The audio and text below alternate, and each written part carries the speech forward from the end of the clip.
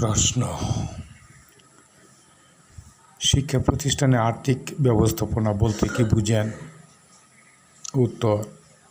শিক্ষা প্রতিষ্ঠানে আর্থিক ব্যবস্থাপনা বলতে শিক্ষার্থীদের বেতন, ফি আদায় সংক্রান্ত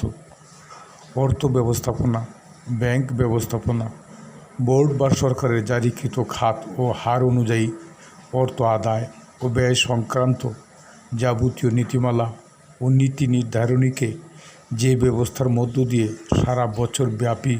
বিদ্যালয় পরিচালনা কমিটির অর্থ উপকমিটি, প্রধান শিক্ষক, সহকারী প্রধান শিক্ষক এবং অফিস সহকারীর সমন্বয়ে